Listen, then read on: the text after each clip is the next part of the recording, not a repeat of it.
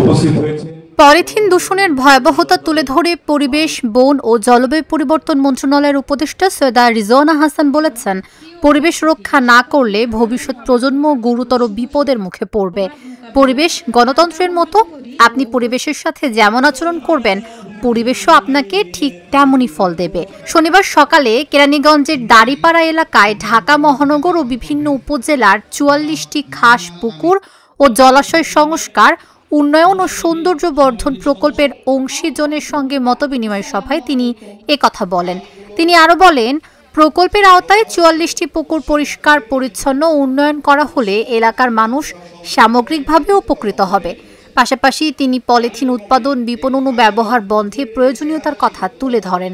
ঢাকা জেলা প্রশাসক তানভীর আহমেদের সভাপতিত্বে সভায় আরও উপস্থিত ছিলেন পরিবেশ মন্ত্রণালয়ের সচিব ডক্টর ফারহিনা আহমেদ, ঢাকা বিভাগীয় কমিশনার শরফ উদ্দিন আহমেদ চৌধুরী, ঢাকা জেলা police super Anisuzzaman, Keraniganj UNO Rinat Fauzia সহ জেলা ও উপজেলা প্রশাসনের কর্মকর্তারা। পরিবেশের সাথে গণতন্ত্রের একটা সম্পর্ক আছে। আপনার পরিবেশ অন্য কেউ এসে পরিষ্কার করে দিয়ে যাবে না, এখানে আপনাকে একটা ভূমিকা নিতে হবে। ঢাকার খালগুলো আমরা যদি খনন করি, দেখা যায় 2 থেকে 2.5 মাসের মধ্যে সার জমে জমে আবার খালগুলো ভরাট হওয়ার প্রক্রিয়া শুরু হয়। কারণ আমরা তো 54 বছরে একটা সিমেন্ট সিস্টেম প্ল্যান ডেভেলপ করতে পারিনি। ঢাকা মহানগরীতে রাজুক আওতাভুক্ত এলাকাতে 5 কাঠা থেকে তদন্ত যত প্লট আছে, সব প্লটে বাড়ির মালিকেরাই যেন একটা সিমেন্ট ট্রিটমেন্ট প্ল্যান বা শোধনাগার প্ল্যান্ট নিয়ে যায়। সেপ্টিক ট্যাঙ্ক থাকে না, তার পাশাপাশি এটা একটা স্থাপন করে, এটা বাধ্যতামূলক করে দেওয়ার একটা সিদ্ধান্ত গ্রহণ করেছে।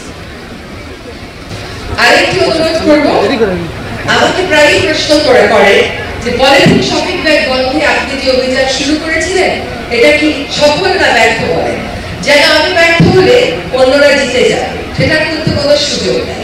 যদি পলিথিন শপিং ব্যাগ বন্ধ করতে আমরা ব্যর্থ হই, আপনার জিতে যাওয়ার কোনো সুযোগ আছে?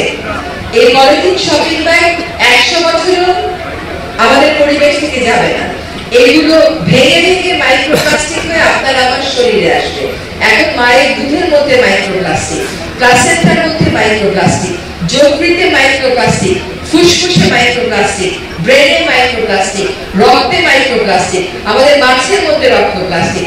ধরে আমরা যেভাবে কাজটা করে যাচ্ছি, অভিযান চালিয়ে যাচ্ছি, আমাদের প্রথম সফলতা হলো সুপার শপগুলো এখন আর পলিথিন শপিং ব্যাগ দেয় না। তো সুপার শপে যখন যান, তখন মাছ কেনেন না, মাংস কেনেন না, সবজি কেনেন না, তখন তো বলেন না এগুলো প্লাস্টিক ছাড়া আনবো কেমনে, তখন তো ঠিকই নিয়ে আসতে পারেন। ঘাস খতিয়ানভুক্ত পুকুরের সংখ্যা 113টি, তার মধ্যে খননের প্রয়োজন নাই এমন কিছু আছে, বাকি যেগুলো খননের প্রয়োজন আছে তার থেকে আমরা 44টা প্রথম পর্যায়ে চিহ্নিত করে কাজ শুরু করেছি। আর এরপরে বাকি যেগুলো থাকবে, আমি ডিসি মহোদয়কে অনুরোধ করব যে আপনার যিনি উত্তরাধিকারী আসবে তাকে বলে যাবেন বাকিগুলোর জন্য যেন একই রকম একটা প্রস্তাব তিনি দিয়ে দেন।